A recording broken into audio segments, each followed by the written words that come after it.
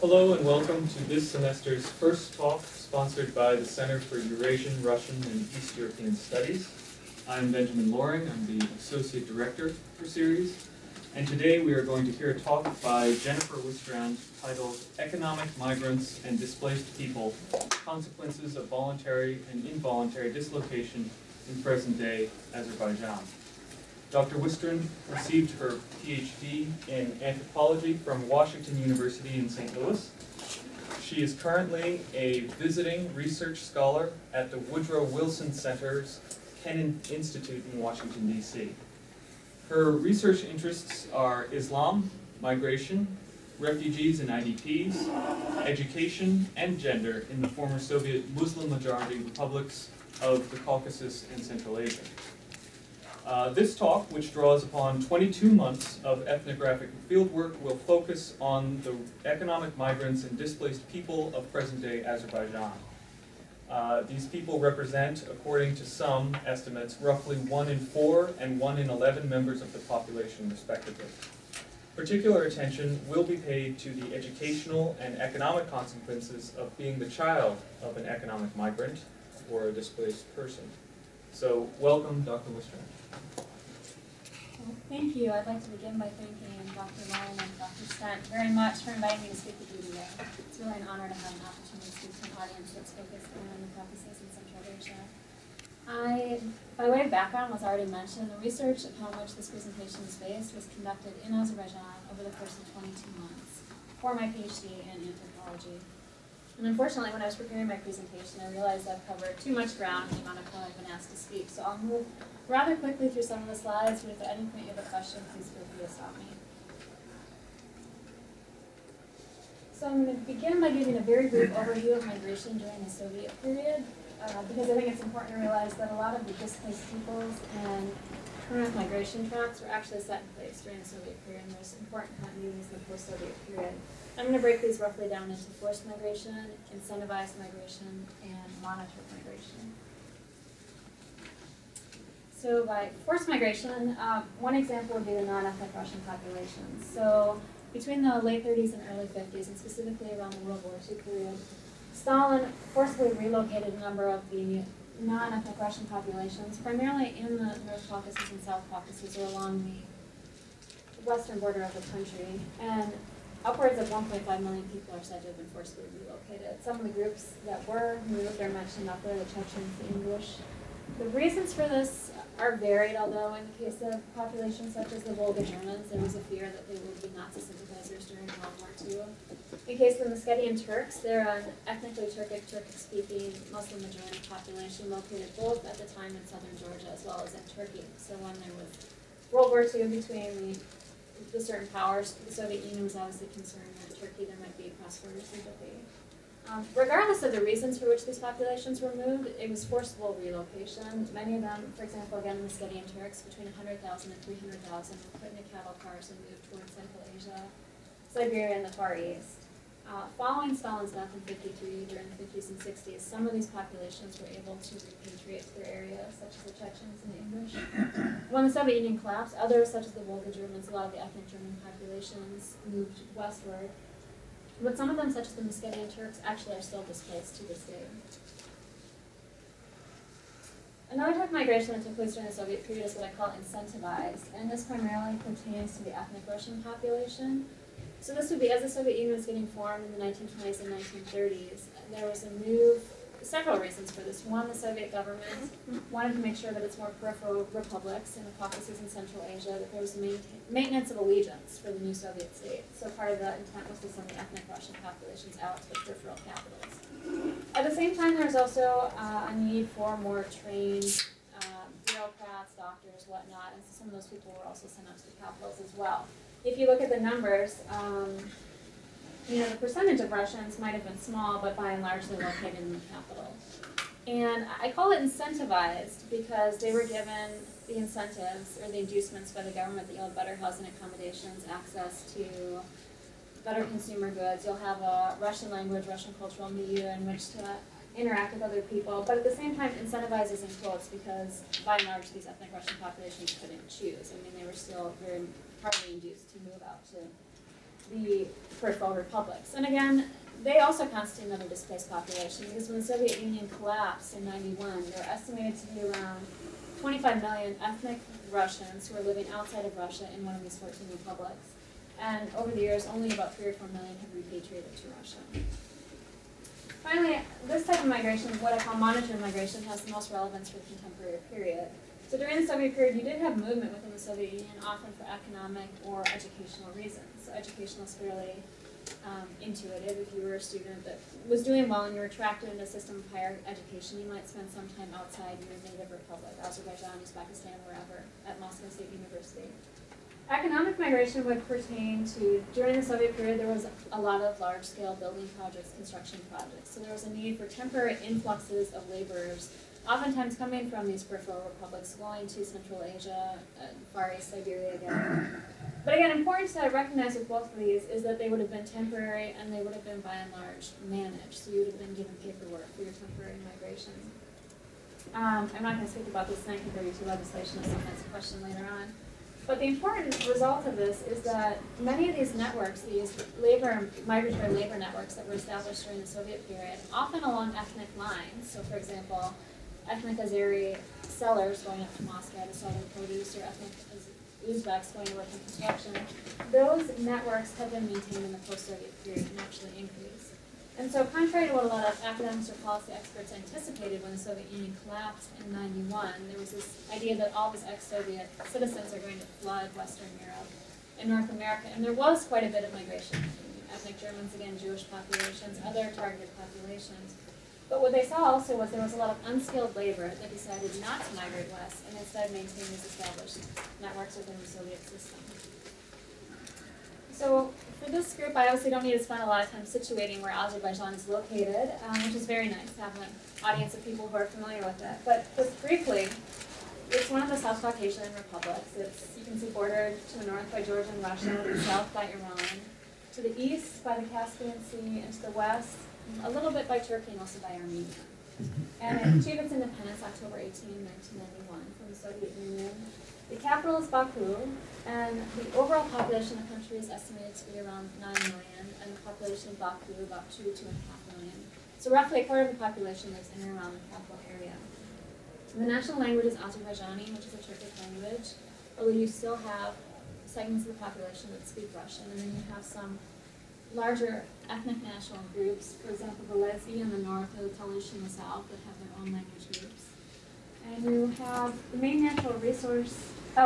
Religiously, of the people that identify with the religion, by and large, it would be Islam, both Sunni and Shia, but you do have, again, people practicing Orthodox Christianity and Jewish populations in Baku as well as the northern part of the country. Main natural resources would be oil and gas. In 1994, the country signed a multinational or multilateral contract, and as of 2006, there's been a pipeline piping oil out to the Mediterranean from Baku to the Azerbaijan pipeline. And the main domestic and international issue for Azerbaijan has been and continues to be the conflict over Karabakh. And I will get to that later on in the presentation when I talk about the displaced population. But finally, just to mention, the 3 circles correspond with areas in which I was doing research. I spent about 3/4 of my time in and around Baku. And I spent another quarter in the center of the country in a region called Ujar. The third population that I studied were IDPs who are from the Algan region. Now, they obviously aren't living there now, and I wasn't able to out there, but people that I was conducting my research with had moved to the outskirts of Baku, but they identified as people from Algan. So who are the economic migrants of Azerbaijan?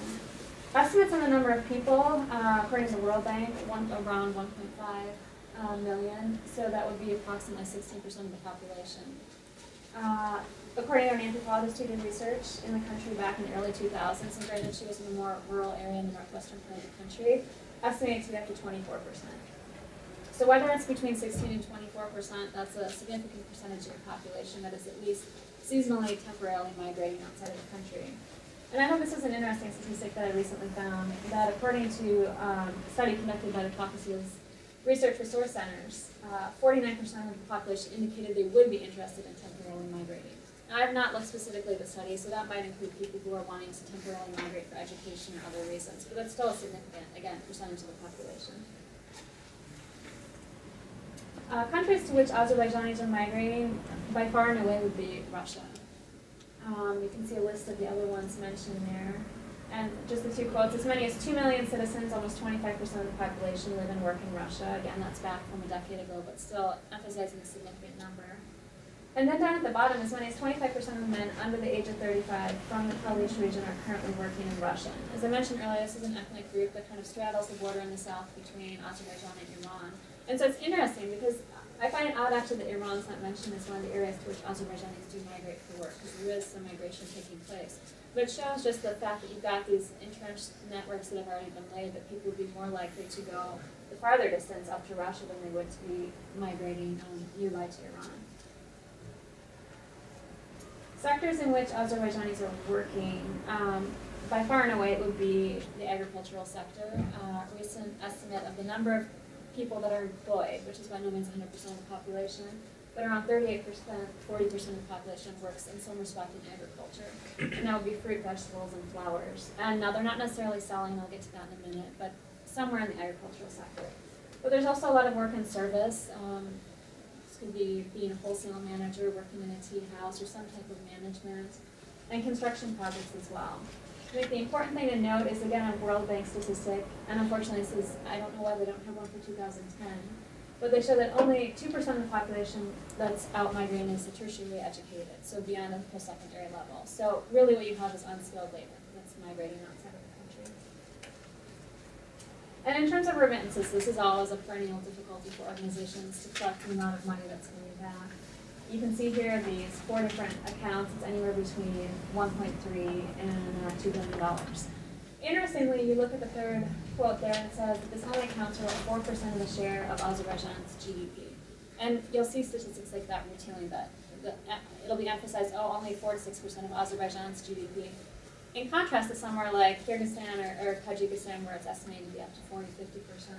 I think it's important to note that in contrast to Tajikistan or Kyrgyzstan, where you don't have a natural resource base like you do in Azerbaijan where you've got oil, I think if you were to remove the oil from the GDP, which is it counts for a large amount, but a very small segment of the population actually benefits from it. So if you did that, I think the percentage of remittances accounting for people's salaries would be much higher.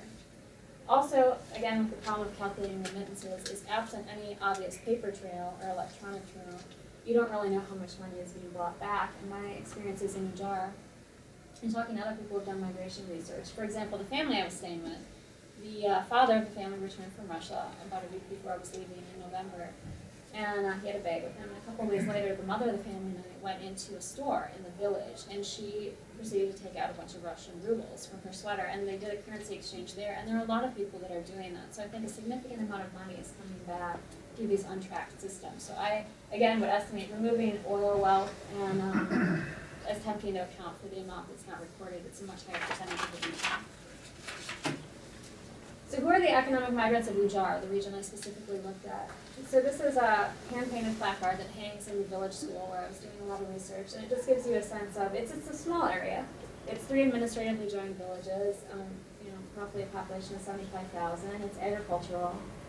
It did have a section of the pipeline running through it, which I thought was interesting. And I chose this region because I was looking for, I suppose, more, quote, mainstream. So it's largely ethnically Azerbaijani, Azerbaijani-speaking, people who identified at least culturally with Islam.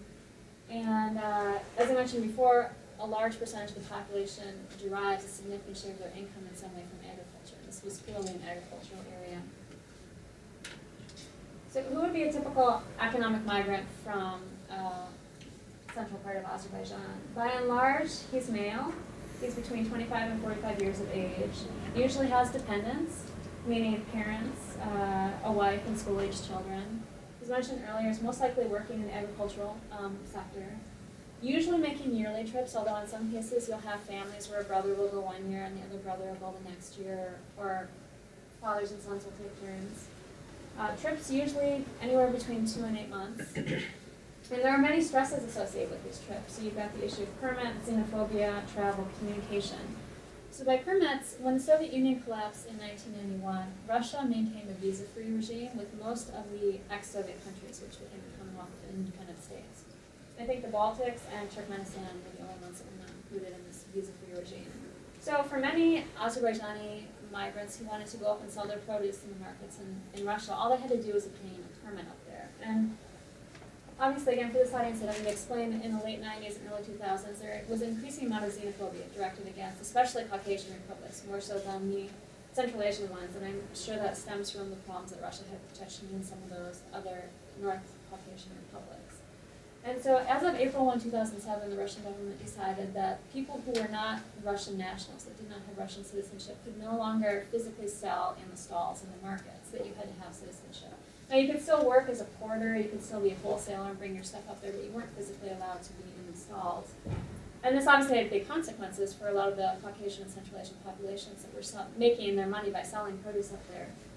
So it's just one example of the stresses. Again, you've got xenophobia, travel, as I mentioned earlier. If you're taking one direction, you're taking your product with you, which is, I suppose, potential to sabotage, although if you're traveling with your co-ethnic nationals, not likely. But again, if you're bringing large sums of money back with you, you're going to be a target, potentially, for bandits or who else. But the stresses, I would add, are not specifically with the migrants who out-migrate, which is what a lot of studies look at. There's actually a lot of stresses associated with those who are left behind. And I'm going to read just a brief example from my data of one such woman who was married. She very much fits the picture of someone who's married to someone with seasonal migratory labor. So Rayhan was born in the village in 1978. She completed 11 grades at the village school, and then a degree at a university in Baku, and another degree at a pedagogical university in a regional city. In 1998, while Rayhan was studying in Baku, she returned to the village to get married to a man who had been born there in 1972. When I asked Rayhan if her husband had also graduated from the village school, she said yes and no. He graduated from the 9th grade.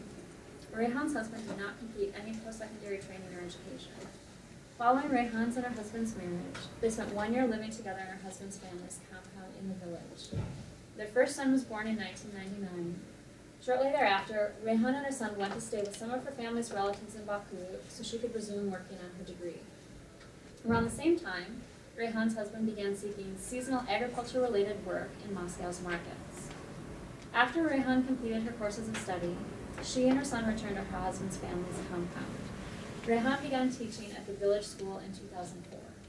Her and her husband's second son was born in 2006. As of the fall of 2007, Rayhan, her 1-year-old son, her son who was in the 3rd grade at the village school, and her husband's aging parents were living in her husband's family's compound. Rayhan was teaching 18 lessons per week at the village school, for which she was earning 140 manat, roughly at that time $168 per month. She was also cooking and cleaning for her sons and in-laws and managing her husband's family's farm, which included cows and chickens as well as fruits and vegetables. During this time, Rayhan's husband was in Russia, where he had come to spend between 6 and 8 months each year. When I asked Rayhan if she knew when her husband would be coming home, she, like many of the other women to whom I posed that question, said no.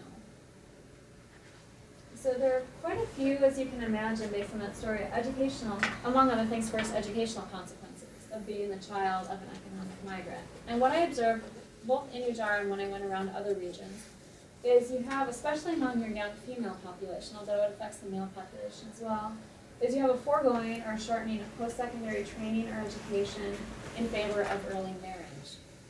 Now the reasons for this are, there's several reasons why this is an option for a lot of young women and why it's actually a preferential option. And one would have to do with the structure of the education system in Azerbaijan. So during the Soviet period, one thing, even people that will criticize the Soviet period will generally not criticize its education system. They'll say it was a very strong education system where you had the ability, if you were doing well, to get tracked into some type of higher education or job. In the current system, it's structured where you've got exams you need to take at the end of 11 years of school if you want to try any type of higher education. Depending on the score you get on that exam is going to determine if you get into school and if so, to which university you're accepted. So what many students are doing, especially in the more urban areas and more elite parts of the urban area, is they're seeking the help of tutors for the last 2 years of school. And those would be their regular school teachers, or in some cases people outside of that, who will tutor them for a fee outside of regular class hours so that they can increase their chances of doing well on the exams. Well, as you can imagine from that description of Rayhan, for someone like her who's a teacher, she's also got all these other responsibilities, so it's not really realistic for her to be doing a lot of teaching outside of the regular school day. And for a lot of the students who have a lot of family and work and other commitments, and frankly don't have a lot of discretionary income, tutoring is not really an option for them. So by way of example, this young woman here, Bahar, she took the exams at the end of 11 years of school without the help of a tutor, and she scored a 300 out of a 600, which should qualify her to study at a regional university for a fee of around $300 per year. By contrast, another young woman I knew from the urban areas, Gulu, she would have been the same age as Bahar. She had sought the help of a tutor her last 2 years of school, had scored a 500 out of a 600 on these exams, which qualified her to study at a university in Baku, where she already lived with her parents, for free, and it also gave her a stipend of $50 per year. So you can just see there's some obstacles that rural youth, especially very rural, the ones living on farms, are up against. On top of that, you've got a logistics issue. So again, you can see with the amount of work that Rehan is doing, absent a lot of her able-bodied male relatives, it's very hard for her to get everything done that she needs to do. And a lot of rural families, frankly, can't afford to be without the help of their daughters, nieces, cousins during the season when they've got to be harvesting pomegranates and other things. So again, so what happens is a lot of them are only spending a couple of months each year actually at the university, in contrast to their urban counterparts who are able to go for 9 months of the year. So Bahar, who had been at a university in this regional city for 5 years, had only actually been able to go for a couple of months each year. And when I asked her, she wasn't sure yet when she was going to finish her degree or if she was going to finish it. Because frankly, as I mentioned, for a lot of these families, they can't afford to be without their daughter's labor while the husbands, brothers are gone. And then also there's the issue of money. If you have fees you need to spend for the university and a lot of your family's money is tied up in Russia, you don't actually know when that money's coming back, so you're not necessarily able to make the payments you need to. And finally, then it comes down to an issue of a payoff. For a lot of young women, again, I want to stress here, it's not that there's not a value on higher education. There actually really is a strong value on post-secondary and higher education. This is just looking at kind of the costs and benefits of it. For some, again, like Bahar, while she was in the process of doing this couple months a year at university, her uncle had gotten her a job in the local village hall doing bookkeeping. And now this job paid her 88 minat, or around $100, $105 per month. So she was able to do this when she was home helping her family and not at university. And so in many respects, she viewed this as almost a better alternative. I've got a somewhat steady source of income. I've got some of my family connections. This university degree is not necessarily going to give me something. And so, again, as I want to stress, it's not that people don't want higher education or some type of training. They're just making more often the option for some type of post-secondary, semi-skilled training as opposed to higher education.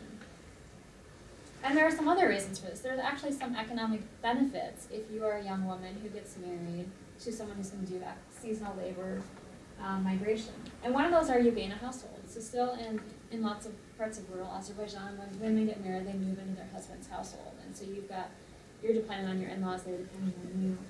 And so you gain that type of economic security, and you might be able to get a job as Bahar did, working at the village hall or somewhere else, so you've got some type of supplemental income. But at the same time, you have some economic insecurity if your husband is dependent on these remittances, because as mentioned before, you don't ever know exactly when they're coming or how much money is coming. And that was one of the things women talked to me about, was a communication problem. They never quite knew when their husbands were coming back. Again, you have a potential gain in social status, because still in a lot of parts, Azerbaijan, Central Asia as well, women who are married and who have children have more social status and power than those that are married and have no children, or those that are unmarried.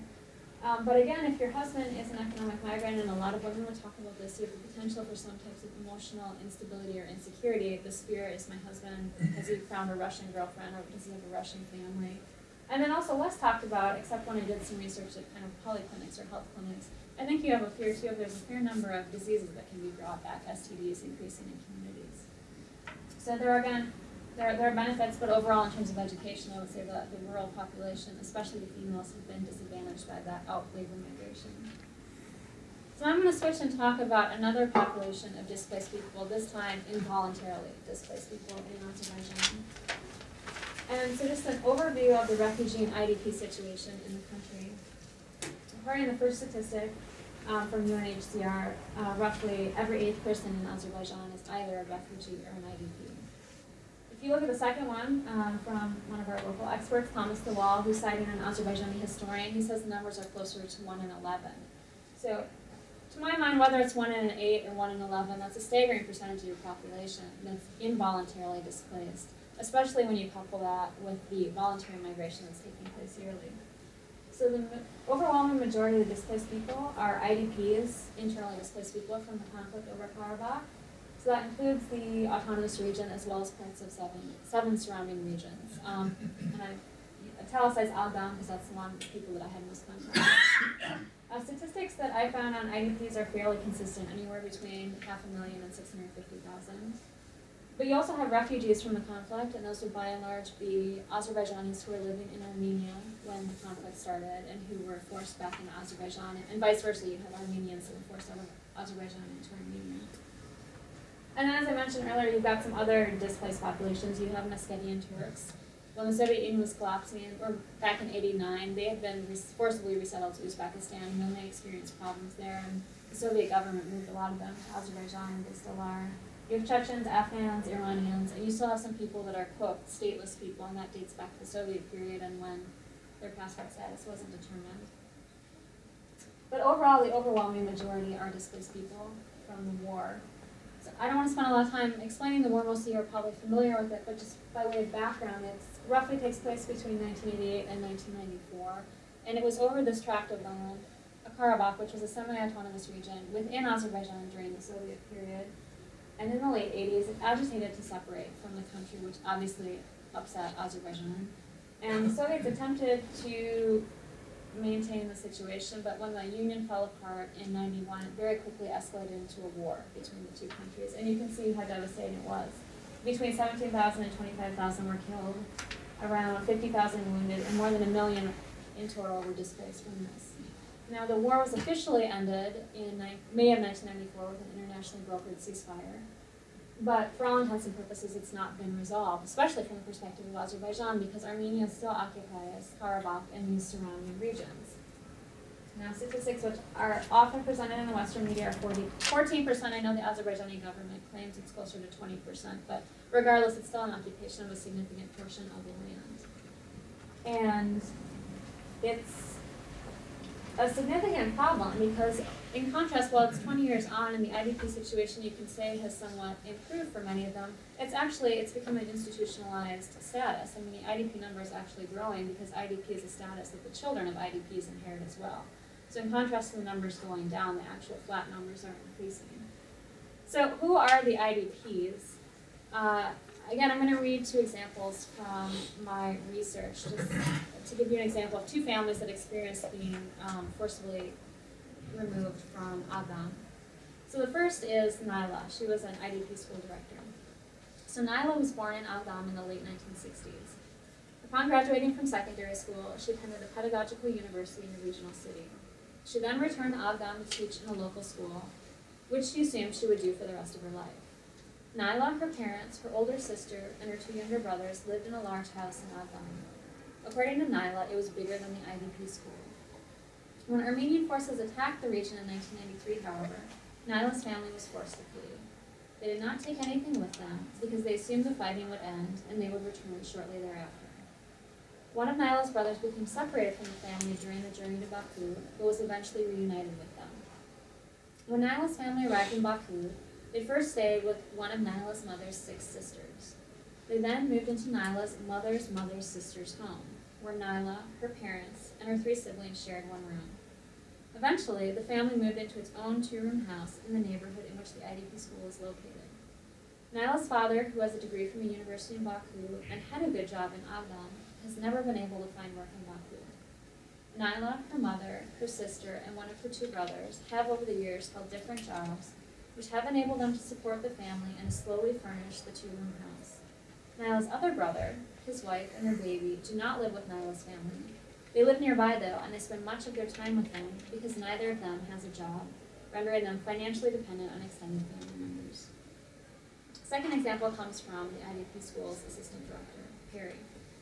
So Perry was born in Agam in the early 1960s. Upon graduating from secondary school, she attended a pedagogical university in Baku. She then returned to Agam to teach in a local school, which she did until 1993. Barry's husband was also born in Agdan and also attended a pedagogical university in Baku. He, like Perry, taught in a local school in Agdan until 1993. Barry and her husband have 4 children, 3 daughters and 1 son. Barry's husband lived in a 10-room house in Agdan. Upon arriving in Baku in 1993, however, they moved directly into the former dormitories. Initially, the 6 of them stayed in 1 room. Now, Perry and her husband share 1 room, while 2 of their 4 children share another room. The 2 other children are married and live elsewhere with their families. Perry has worked since her family arrived in Baku. Her husband, however, has never been able to find a job. So, it gives you a sense of the type of flight stories that many of the IDPs had. So what defines their situation? Well, one would be cramped, some standard living arrangements. So as you can see in this example, and again, think back, this is 20 years ago, and while things have improved, a lot of this is still not resolved. So you have people that are still living in dormitories, or still living, when I traveled around the rural areas, almost every rural area would point out at some point when they were showing me their area, and they would say, well, that's where our IDPs live. So you have many people that are still living in, I would say, not great living arrangements. But more so than that, it would be the insular nature, I would say, of the community. So I actually came to be affiliated with this community because I did a lot of my research in schools. So you might have seen the rural community. I was affiliated with the school there. I did my research in urban areas and schools. And I was surprised when I was outlining my research agenda, my local colleagues in Azerbaijan said, we need to be sure to include an IDP school. And I was confused at first as to why there would be schools for IDPs 15 plus years after the conflict. And so one of the IDPs I got to know took me out to this community on the outskirts of Baku where some people from Agdan settled and are still today. And she explained that when the conflict happened and a lot of the IDPs were forced either to the outskirts of the occupied region or many of them outside Baku, that the IDPs reasoned that their young people would benefit from being in a school system where they were surrounded by other IDPs, which makes a lot of sense. They've been through similar experiences and they could work through things together.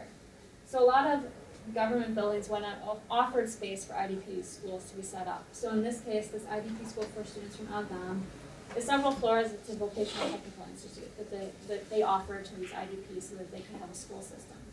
But over time, one would assume that the numbers would have gone down as that cohort of students went through school. Instead, what the teachers told me is that actually the numbers have increased.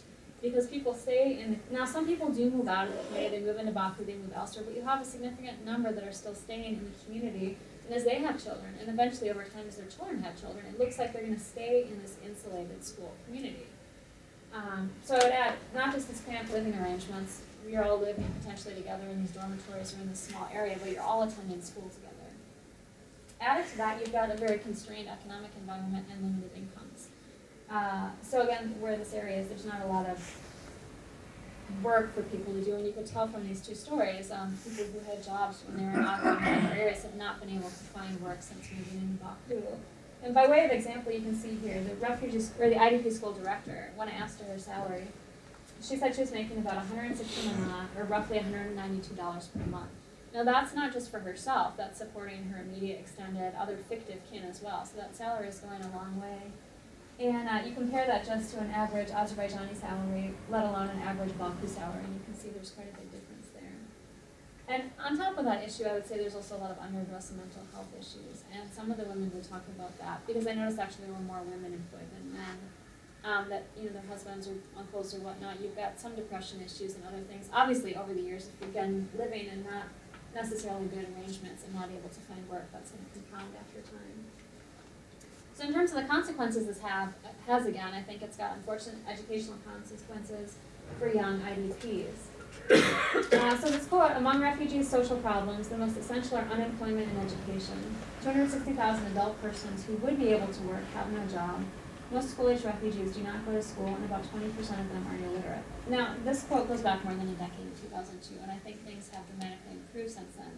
But at the same time, when I talk to IDP school directors, teachers, whatnot, they consistently stress that unfortunately too few of the young IDPs are taking advantage of a secondary school education. And actually there's a government initiative that will enable IDPs to go to university for free. There are far too many of them that are not taking advantage of this, which is greatly constraining their social networks and their economic opportunities. Now again, as in the case of the rural situation, it's not that the young IDPs I talked to didn't want to get a university degree, I would ask if, well, I had people filling out surveys actually in a lot of the schools, and a lot of them wanted to be doctors or journalists or whatnot. I think it's, again, comes back to looking at the circumstances in which you find yourself. And for a lot of the people, there was more of an incentive to focus on what I call the neighborhood, or the people who were directly around you. And for one reason, for a lot of the kids that were born into this, they were born into this IDP status, they can look around and see, in contrast to a number of the rural kids, they can see their parents or grandparents, aunts and uncles who had university degrees, were teachers, were economists in their area, but since moving to Baku, they've not been able to find work. They've been unemployed, and they have this university degree. And actually, on top of that, what a number of the IDPs do is they've joined what the rural movement does, and you have a lot of seasonal labor migration coming from the IDP communities. Now, they don't have land where they're growing produce, but they can still work in the markets or do other service jobs. So what they've been finding money through unskilled jobs. So for the young people, that's what they see in their community. And also you just see the fact that I think at this point, unfortunately, over time, there's been kind of a barrier created between even accessing the more elite sections of Baku from the IDP communities, which are kept a little bit on the outside. And so I will conclude there basically by saying that I think it's interesting to look within a generation of the Soviet Union collapsing. When the Soviet system attempted to give everyone a house and a job, you now have in places like Azerbaijan, you've got a very large, either voluntarily or involuntarily dislocated population, and a number of people whose educational and economic opportunities are, I think, greatly reduced from what they would have been a generation ago. So thank you. Thank you. Okay, now we have a little bit of time for a brief Q&A. Anyone would like to ask a question? The economic Azerbaijan had immigrants to Russia. Mm-hmm. Did most of them, how many of them spoke Russian? Did most everybody speak Russian, or some not so much? I think in case of, no, again, we have in some countries we have more females migrating. In terms of the men, I think especially if they were of a certain age, they would have had to do mandatory military service during the Soviet period, where the language would have been Russian. So that's why I think it's been easier for a lot of the male population that's older to migrate to Russia, because they have the Russian language abilities. Now that's something that will be interesting, especially for younger generations, if the young people are opting to learn Russian so that they can continue to migrate as their fathers. The men more than the women spoke Russian. Well, I mean, the women wouldn't have had to do mandatory military service, so they just wouldn't have been forced at some point. Yeah. So they would have possibly been learning Russian through school, but in terms of just, I just noticed, yeah, and that's a possibility, but in terms of the male population, that's at a certain age, they would have learned Russian. Well, most, I remember you mentioned most of them, were most of the migrants men? In the area I was looking, in parts of Azerbaijan. Now, if you look at some other countries, like Tajikistan, I think at this point they're more female migrants, but, Or Central Asia, no? yeah.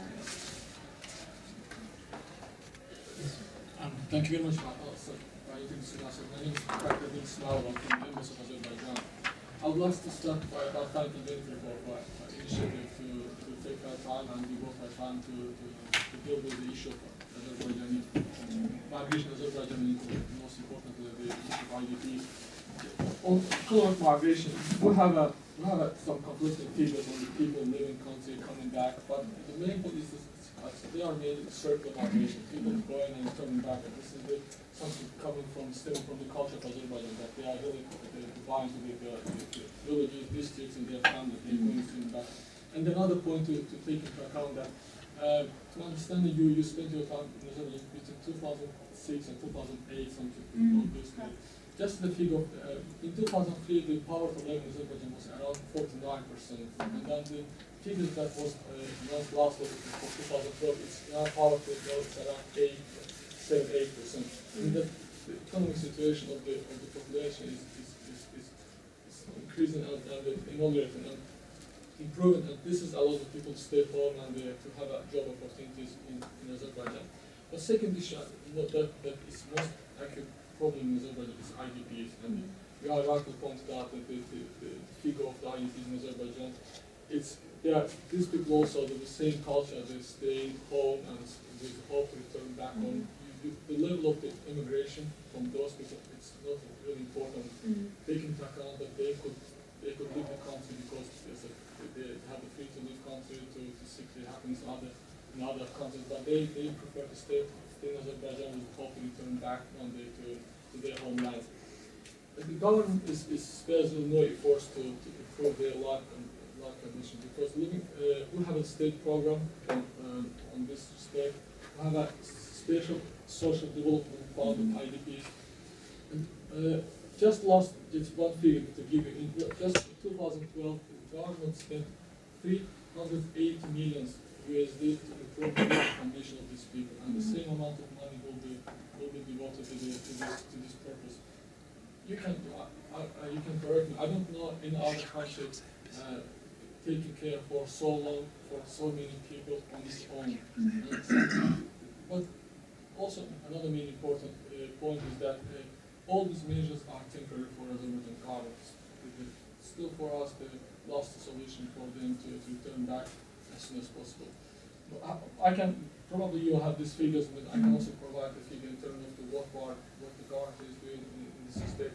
What's the problem is there, and one of the problems for us to these people are very much dependent on assistance, and social assistance, different kind of assistance. Now we are trying to move from the assistance to the development project, in order to enable those people to work, to gain their lives themselves, and to actively engage in the whole process of going in the country.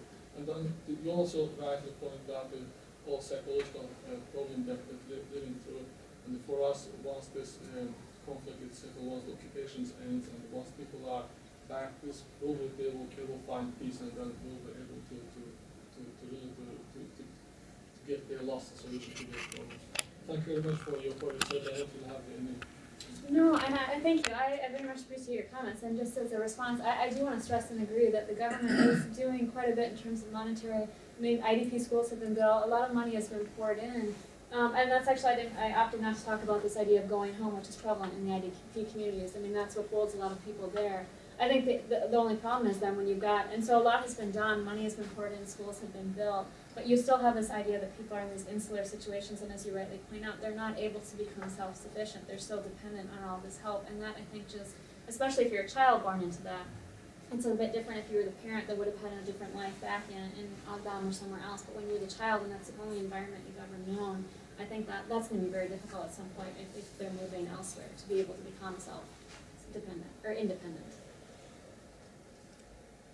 Yes, sir. Yes, I mean, maybe this issue was some kind of addressed before. First of all, thank you for a very interesting presentation. And also, you mentioned that it's very hard to estimate exactly how much the Azeri community in Russia earns and how much they send back. But I read somewhere in Kavkazский Sbornik, published somewhere in mid-2000, and the edition of Vladimir Dikov. It was an article of Azeri historian.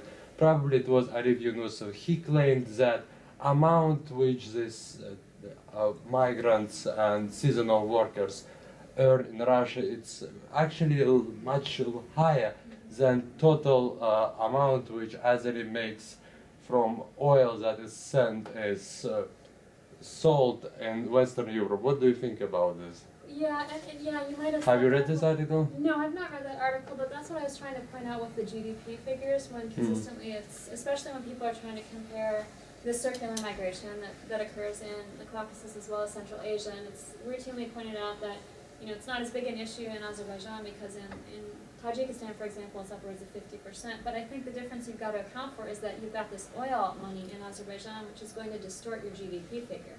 So it's significant in that the country has a lot more money. But he was claiming that it's much higher. And that's what I'm saying. If you remove the percentage of GDP that was based on oil, I think the Azerbaijani numbers would be more comparable to the Central Asian numbers, thereby getting at the point that you do have a significant amount of money that does come in through remittances. Now, I don't know if it would, I would question whether it would exceed the amount generated by oil. I think that'd be quite a bit. But I think it would represent proportionally a lot more of the GDP. Well, maybe you should look at this article. Yeah. I'm not sure how he justified this. Right. No, that'd be his claim. Yeah, thank you. Thank you. I can just briefly address that. I think there's some double counting. What they do is they count all the ethnically Azerbaijani business people. Ah, okay, maybe. So yeah, once you factor in Vagitalik. Oh, maybe he counts Vagitalik with his oil. They can buy the whole country. And together with seasonal workers. But also in Central Asia we have Uzbekistan, which is very rich in oil and gas, and yet they have a lot of migrants. There are some Kazakh migrants, very little, but nevertheless, Azerbaijan is not the only country that has oil and gas and resources in general.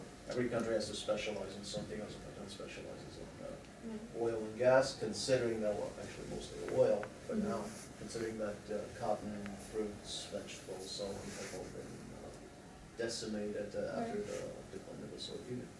The question I had, or two questions, were you able to visit them since about 1/3 is not occupied and therefore is still controlled by the Azerbaijani government, and therefore there are quite a lot of refugees, IDPs actually living there? Right, no, there are quite a few. No, I didn't, and that was solely, when I was doing my research, I was advised by the American Embassy not to get near, and so it was, I did not have any problems, so yeah.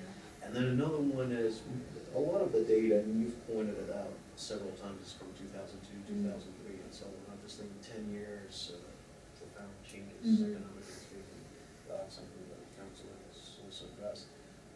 Were you able to consult some of the data from the State Statistics Committee, from the Refugee Committee, some of the recent ones from the World Bank? They actually did a study just last year on refugees and IDPs.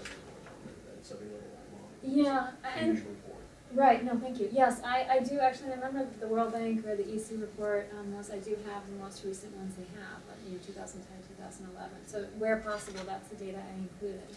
And it's correct to point out that in a decade you've seen a lot of a reduction of poverty in Azerbaijan. I think the statistics are important to put up, but then that's why, having actually been out there and seen, you still see a discrepancy in terms of how the money is distributed throughout society. Any other questions?